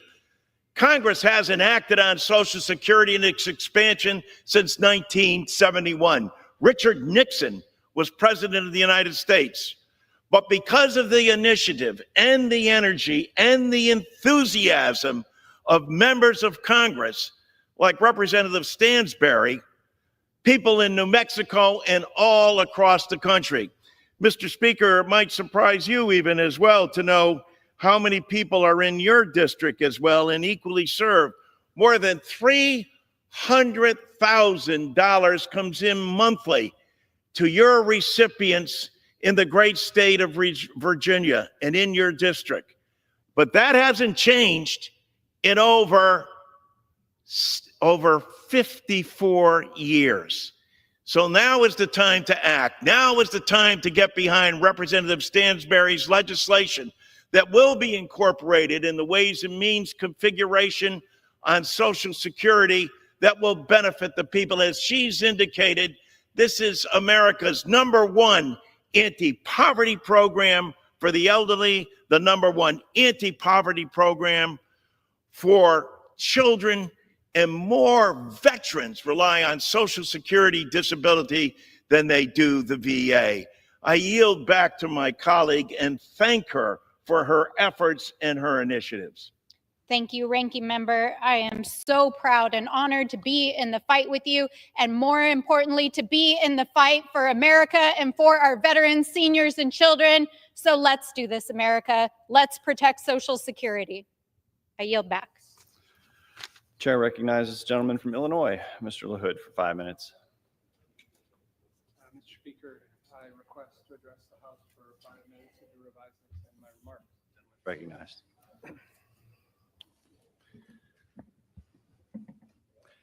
Mr. Speaker, I rise today to honor and congratulate Illinois' 4th District Appellate Court Justice James Jim Konetski as he reaches the milestone of serving 50 years as a judge. Jim was born in Lincoln, Illinois, and earned his Juris Doctorate from the University of Illinois College of Law in 1973. In 1975, Jim began his judicial career serving as an associate circuit judge and was soon after promoted to circuit judge. In 1986, Judge Konetski was elected to the Illinois 4th District Appellate Court. He is currently the longest serving judge in Illinois court history, an accredited leader within our Illinois legal community. Outside of the courtroom, Judge Konetski is heavily involved in communities across Illinois with his alma maters. He serves on both the Illinois Family Violence Coordinating Council and the National Advisory Board of Corporate Alliance to End Partner Violence. At his undergraduate alma mater, Illinois State University, Judge Konetski was an adjunct professor for nearly 3 decades and is a recipient of their Distinguished Alumni Award. Again, I want to congratulate Judge Konetski on this momentous achievement in his legal career and thank him for his continued service to the state of Illinois. I wish Judge Konetski and his wife Ruth and their children and grandchildren all the best in the future. Congratulations.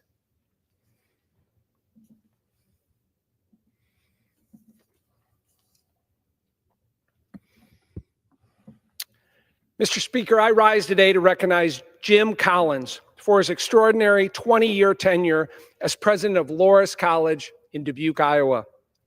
As the longest-serving president in the school's history, Jim has left a lasting impact on Iowa's oldest institution of higher education. President Collins earned his Bachelor of Science degree in finance from Loras College in 1984. After graduation, he began as an admissions representative and advanced through various leadership positions before being selected as president in 2004 at the age of 42. During President Collins' tenure at Loras College, the institution achieved unprecedented growth. He oversaw actions to raise the endowment by 67%, to support students, expanded graduate and professional programs, spearheaded the completion of multiple campus renovations, and led the college to consistent recognition by U.S. News as a top 15 Midwest baccalaureate institution. President Collins' visionary leadership and unwavering commitment to Catholic higher education has impacted thousands of students who attended and graduated Loras College. I want to congratulate Jim and his lovely wife, Lisa, and their children and grandchildren on this remarkable career. I want to thank him for his decades of service to Loras College and wish him all the best in his well-deserved retirement. Congratulations, Jim. Go Dewhawks. I yield back. Chair recognizes the gentleman from Connecticut, Mr. Larson, for 5 minutes. Yes, thank you, Mr. Speaker. Mr. Speaker, I rise this morning first and foremost to pay tribute to Louise Kronholm. When you're in Congress, oftentimes you're unable to be home for wakes and funeral services. And Louise Kronholm was the daughter of the legendary John Bailey. John Bailey was the chairman of the Democratic Party in Connecticut. He was the national chairman of the Democratic Party in 1960 when we elected the first Catholic president of the United States, John Fitzgerald Kennedy. The Bailey and Kennedy families were extraordinarily close. And Barbara Kennelly, Louise's sister, was the congresswoman from the 1st District in Connecticut who I succeeded. Our hearts, our thoughts, and prayers are with them today as they mourn and bury the beloved Louise Kronholm, John Bailey's daughter and Barbara Kennelly's sister. Mr. Speaker, I also rise today to recognize Pratt and Whitney aircraft in my hometown of East Hartford, Connecticut. July 22nd, 1925, yesterday marked the 100th birthday and anniversary of Pratt and Whitney aircraft, who builds the most dependable engines and has led the aerospace industry in this country and the greatest manufacturing force in the world, located in East Hartford and Middletown, Connecticut as well. My father and mother both there. My mother worked there. My mother during the Second World War. She had just got out of high school, was 17 years old, was in the National Honor Society, and was recruited by Pratt and Whitney to help take down the details and information and categorizing of parts, etc., that was desperately needed. My father went off to war, and when he came home, worked there. My brothers have worked at Pratt and Whitney. In 1925, East Hartford was an agricultural community, and overnight became the leading manufacturer of airplanes and aircraft, and now aerospace. We salute Pratt and Whitney aircraft. When my father would go to work, we said, "Dad, are you going to work?" He said, "Yeah." "What do you do?" He said, "We keep the eagle flying." The symbol of Pratt and Whitney aircraft is the bald eagle in flight, and underneath it says, "We build the most dependable engines." That was true in 1925, and it's true today. I'm proud to be part of the F-35 caucus and to understand that not only is it important to America, but also important to our allies all across the globe who still depend on Pratt and Whitney and their production of the most dependable aircraft engines ever assembled. Mr. Speaker, I want to submit for the record also a resolution introduced by Governor Lamont of the state of Connecticut recognizing this 100th year anniversary celebration of Pratt and Whitney aircraft. I also want to submit for the record an op-ed piece that was presented in the Hartford Courant by Pratt Whitney President Shane Eddy, again, talking about that great workforce over this past 100 years and their dedication then, now, and well into the future. The Eagle will keep flying because they have the most dependable workforce and build the most dependable engines ever assembled in the world. I'm proud to have been born and raised in East Hartford, the home and the start of Pratt and Whitney aircraft, the engine company that makes the most dependable engines in the world. And with time has that, I expired. yield back. Chair recognizes the gentleman from Indiana, Mr. Baird, for 3 minutes.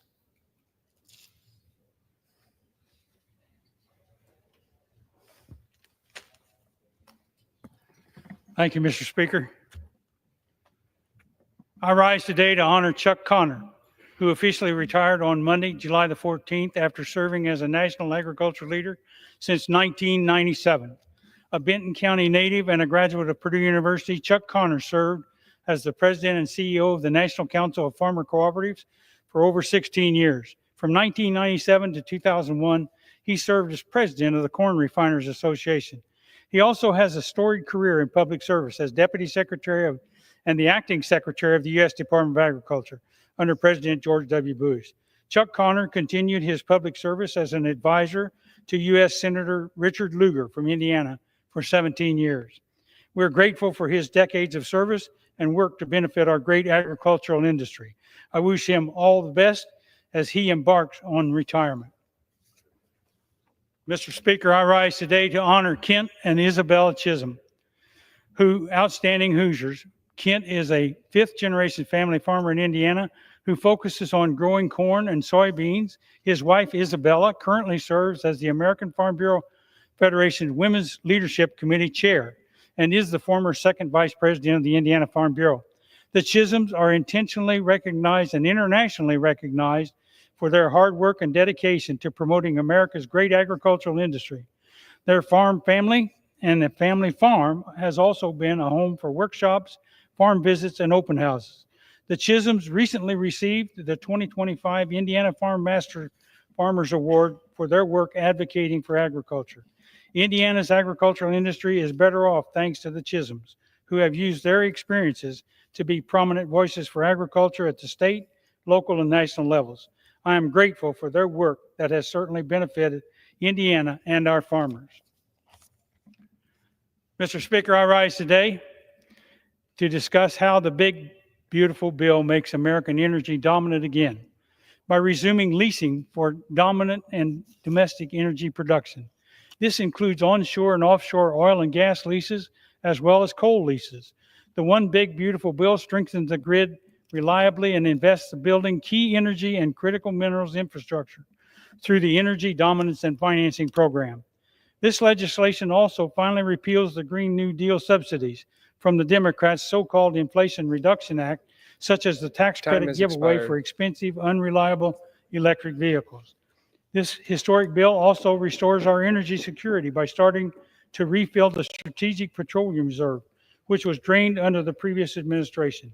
This big, beautiful bill is a historic win for America's great energy sector that will help reduce energy costs for hardworking families in my district and across the nation.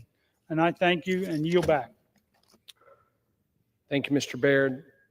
Pursuant to Clause 12A of Rule 1, the chair declares the House in recess until noon today.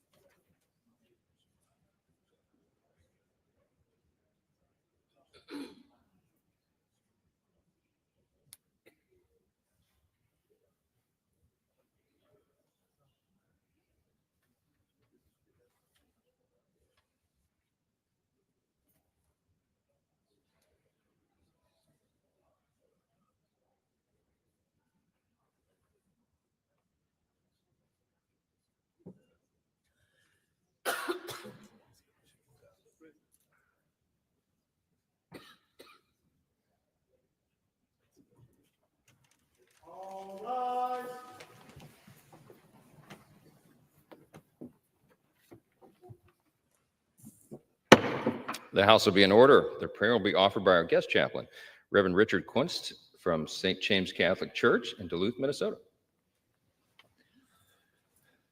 Heavenly Father, we offer you thanks in giving our nation the opportunity to self-govern and self-legislate, knowing that all power is a sharing in your power, and also recognizing that you have blessed the United States of America in a way that other peoples can only long for. May our philosophical and political differences serve only to strengthen who we are as a people rather than cause division and hatred. We pray for protection of all members of this body, their staffs, that they may continue to carry out the will of the people who elected them. And finally, for allowing us to enter into our 250th year as a nation, we give thanks to you, Heavenly Father, for all that you have blessed us with. May those blessings continue for many years. And may we, your people, always be fully aware that you and no other entity are the source of these gifts. Amen. Amen. The chair has examined the journal of the last day's proceedings and announces to the House the approval thereof. Pursuant to Clause 1 of Rule 1, the journal stands approved. The Pledge of Allegiance will be led by the gentleman from North Carolina, Mr. Harris. I pledge allegiance to the flag of the United States of America and to the republic for which it stands, one nation under God, indivisible, with liberty and justice for all. Without objection, the gentleman from Minnesota, Mr. Stauber, is recognized for 1 minute. Thank you very much, Mr. Speaker. It gives me great privilege to have my hometown priest open up the House of Representatives this morning, Father Richard Kunst. He's been a priest in the diocese in and around Duluth for 27 years, and he is a faithful servant of our Lord Jesus Christ, as reflected by his homilies on a daily basis. Not only is Father Richard Kunst a great friend to our family, but the Catholic family in and around Duluth, Minnesota. And I want to thank him for traveling all this way from Duluth, Minnesota to our nation's capital to open up the House prayer this morning. I am truly honored by his opening prayer, and I yield back.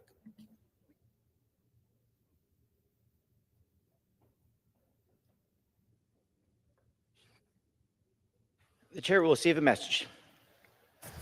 Mr. Speaker, message from the Senate. Mr. Speaker, Mr. Secretary. I've been directed by the Senate to inform the House that the Senate has passed without amendment H.R. 1316, an act to amend the Export Control Reform Act of 2018 relating to licensing transparency. The chair will entertain for up to 15 minutes for 1-minute speeches on each side of the aisle. For what purpose does the gentleman from Texas seek recognition?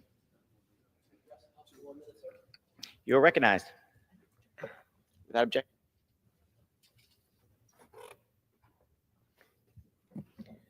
Mr. Speaker, today I rise to honor a true American hero, a man who embodied and exemplified the very best of public service and selfless service. Mr. Chase Childers, a husband, father of 3, former police officer, and professional baseball player. Some of us in the chamber, including myself, we have worn the uniform and sworn an oath to protect and serve our communities. We understand the inherent risks, the split-second decisions, and the unwavering commitment required. And on July 13th, while on vacation with his beloved family in South Carolina, Mr. Childers jumped into action to save another family who were caught in a rip current. Total strangers, folks, not his own family, total strangers. Thanks to the courageous and selfless acts of Mr. Childers, the family of 5 made it back to the shore safely. Tragically, Mr. Childers did not. Mr. Childers' heroic actions serve as a reminder that heroism isn't confined to a uniform or a specific profession. May his memory be a blessing, and may his actions inspire us all to lend a helping hand to other families, friends, neighbors, and in this case, total strangers. God bless Mr. Childers and his loved ones. My family and I, prayers are with them, his beautiful wife, his 3 children, during this very, very difficult time. Thank you, Mr. Speaker. I yield back. For what purpose does the gentlewoman from the Virgin Islands seek recognition? I ask unanimous consent to address the House for 1 minute and to revise and extend my remarks. Without objection, the gentlewoman is recognized for 1 minute. Thank you, Mr. Speaker. There is so much upheaval, so much concern that is going on in our country right now. Unemployment, Medicaid cuts, all of the things that are happening. But in the Virgin Islands this weekend, on my home island, we had our annual Tart Wars. The Tart Wars brings together the Virgin Islands community to celebrate and showcase our rich culinary traditions, placing fans of pineapple, guava, and coconut tarts in a fierce competition. Now, coconut tart did win this year, not my favorite. But I would have you note that Virgin Islanders, the grand dames of Frederiksted, Claire Roker, Betty Lynch, and even Laverne Lala Joseph are all Team Guava. I yield back. For what purpose does the gentleman from South Carolina seek recognition? Without objection, the gentleman is recognized for 1 minute. Thank you, Mr. Speaker. On Friday, July 18, 2025, Columbia, South Carolina was blessed as Leah Grace Denny Blackwell and Matthew Blackwell joyfully welcomed their handsome son, Graham Thomas Blackwell, into the world. A very special gift just 2 days ahead of our own birthday. Born at Prisma Health Baptist Hospital at 2:03 a.m., weighing 6 pounds, 9 ounces, and measuring 19 inches long, Graham has entered a loving, prominent, nurturing home. I am grateful for Leah Grace, who is a dedicated long-term staff member in the Washington office, serving as senior policy advisor, while Matt was a former staff member who is now with Duke Energy. Graham is blessed to be born into a home that will guide him through a bright and fulfilling future, encouraged by his wonderful grandparents, Tony and Beverly Denny, and Bart and Paula Blackwell, who are all appreciated as devoted statewide community leaders. On behalf of my wife, Roxanne, our entire family and staff, I extend the warmest congratulations to the happy Blackwell family. May the years ahead be filled with joy, love, and blessings. God bless Graham Thomas Blackwell. Thank you. For what purpose does the gentleman from Illinois seek recognition? Yes, unanimous consent to address the House for 1 minute, revise and extend my remarks. Without objection, the gentleman is recognized for 1 minute. Mr. Speaker, Americans expect Congress to complete the basic work of government before leaving town for recess, not least of which is passing the 12 funding bills for fiscal year 2026. Having passed only 2 bills, it is absurd that Republicans have decided to pack it up early. Meanwhile, millions fear what Republican cuts to Medicaid will mean for their families. Shoppers are tightening their belts because of record prices for chicken and beef. Businesses are stymied by President Trump's on-again, off-again tariffs. Taco or not taco is the question they are asking. Why are Republicans rushing to take a break when so many Americans can't even catch a break? Simply put, Republicans are running scared of a titanic presidential temper tantrum over releasing the Epstein files. My Democratic colleagues and I are here to work, to lower costs and grow our economy, to build healthier and safer communities, and to ensure strong national security and strong national defense. I implore my colleagues on the other side of the aisle to join us. Let's get back to work and deliver the results the American people Gentleman's time sent has us here expired. to achieve. I yield back. Members are reminded to refrain from engaging in personalities towards the president. For what purpose does the gentleman from North Carolina seek recognition? Speaker, I ask unanimous consent to address the House for 1 minute to revise and extend my remarks. Without objection, the gentleman is recognized for 1 minute. Mr. Speaker, I rise today to honor the life of T.J. Costello, a leader of the Charlotte community who unexpectedly passed away on July 8, 2025.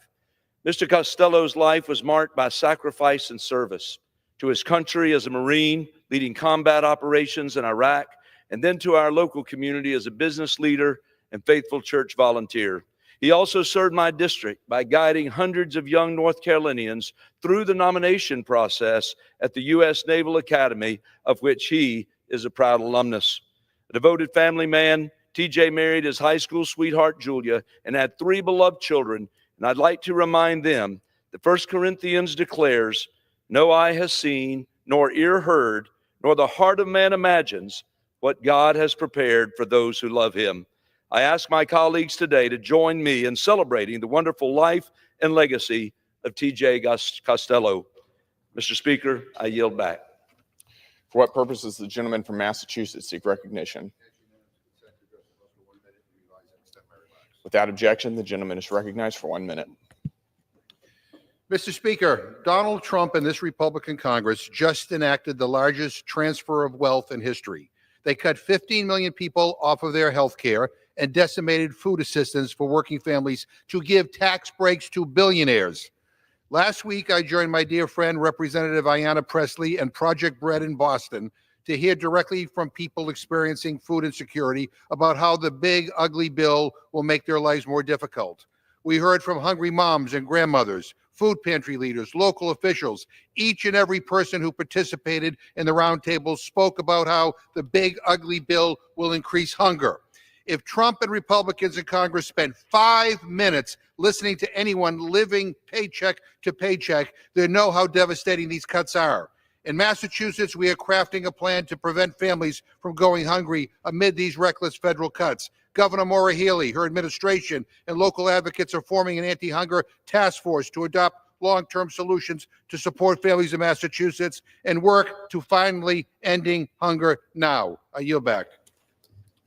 For what purpose does the gentleman from California seek recognition? Speaker, I seek unanimous consent to address the House for 1 minute and to revise and extend my remarks. Without objection, the gentleman is recognized for 1 minute.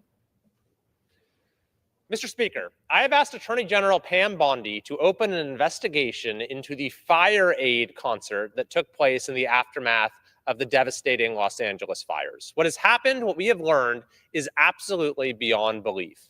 In the aftermath of these fires, which destroyed 18,000 homes and killed, tragically, 30 people, there was a fire aid concert in which a number of high-profile musicians generously agreed to perform, and people responded in an amazing way. Tens of thousands of people donated, raising $100 million for what they were told was direct relief for the victims.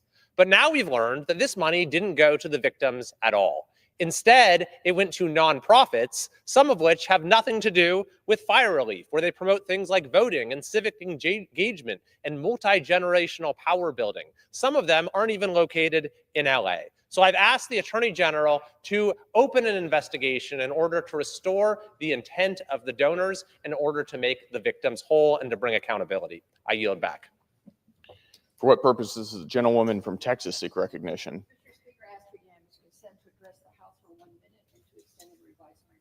Without objection, the gentlewoman is recognized for 1 minute. I rise today to honor the life of Bob Stein, a friend, a teacher, and a brilliant mind who passed away last week after living an equally brilliant life. I had the privilege of knowing Bob throughout my entire public service career. When he wasn't cycling, Bob was a professor at Rice University, where he spent 46 years being a leading voice on elections, disaster response, and local government.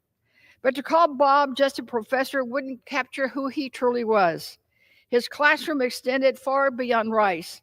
He had a remarkable habit of turning local officials into students, and I was proud to be one of them. Bob Stein spent his whole life helping this nation live up to his promise. And to his wife, Marty, and his children, thank you for sharing them with us. You know that if you plan to run for office in Houston, you had to sit down and talk to Bob Stein. So on behalf of a grateful city and a grateful nation, thank you, Bob. May you enjoy your cycling in heaven. God bless. I yield back. For what purpose does the gentleman from Florida seek recognition? Mr. Speaker, I ask unanimous consent to address the House for 1 minute and to revise and extend my remarks. Without objection, the gentleman is recognized for 1 minute. Thank you, Mr. Speaker. I rise today to honor the 100th anniversary of Indian River County, Florida, founded on June 29, 1925. For a century, this community has stood as a jewel on the Treasure Coast, a place where history, culture, and natural beauty come together in extraordinary ways. It has grown from humble roots to a thriving community, celebrating a strong economy, welcoming neighborhoods, and stunning environment. From the pristine shores of Vero Beach to the citrus groves of Fellsmere, Indian River County embodies the very best of Florida living.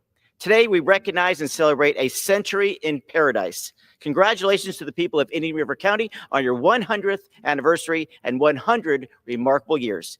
And with that, Mr. Speaker, I yield back. For what purpose does the gentleman from New York seek recognition? Speaker, I seek unanimous consent to address the House for 1 minute and to revise and extend my remarks. Without objection, the gentleman is recognized for 1 minute. Thank you, Mr. Speaker. The news is louder than a toddler with a kazoo at a Metallica concert. So while the headlines scream, the internet screams even louder with a monologue known as Meanwhile. Meanwhile, Paramount settles a lawsuit with President Trump over a dispute that could have been easily dismissed, defended as freedom of the press, or not. Meanwhile, Paramount CBS is seeking a multi-million-dollar merger with Skydance Media that requires the approval of the very same Trump administration. Coincidence? Surely not. Meanwhile, the Trump administration calls for media fairness, the kind perhaps shown by Fox, OAN, and Newsmax, maybe. Meanwhile, Stephen Colbert, host of the show Late Night, #1 amongst hosts in his slot, and a Trump critic, has his show canceled by CBS. A financial decision, it is said. No, yeah. Meanwhile, CBS great news leader Edward R. Murrow rolls over in his grave. I yield back. For what purpose does the gentlewoman from Oregon seek recognition?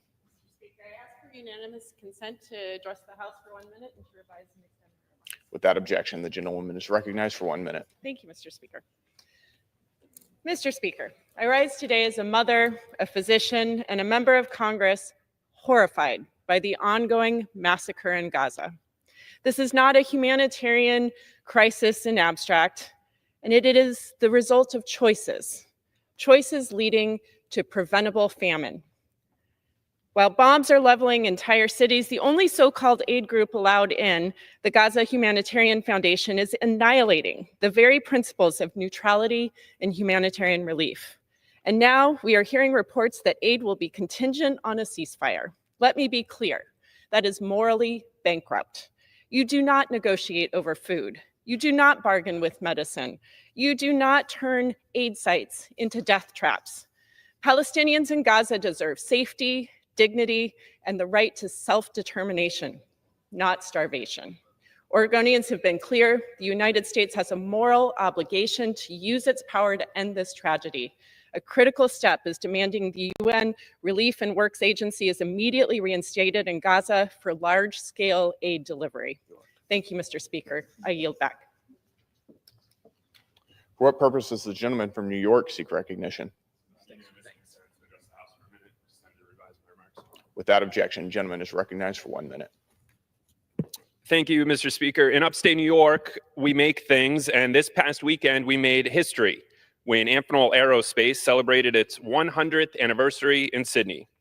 Amphenol's is a century-old story of resilience, a community that rebuilt after floods, coming back stronger than before. It's a century-old story of American innovation with the world's most cutting-edge technologies rolling off our factory floors.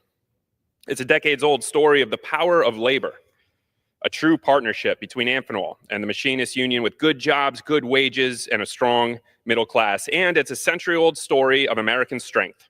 Amphenol's work defends our homeland. Above all, though, we are celebrating 100 years of a close-knit manufacturing town of less than 5,000 people, where the thing that matters most is not whether you've got an R or a D next to your name, but whether you show up for your shift, do your job with pride, treat each other right, take care of your family, and love this country. To everyone at Amphenol, my family and I were honored to celebrate 100 years with you this weekend, and we're all in for the next 100. Thank you, Mr. Speaker. The chair lays before the House an enrolled bill. Just one.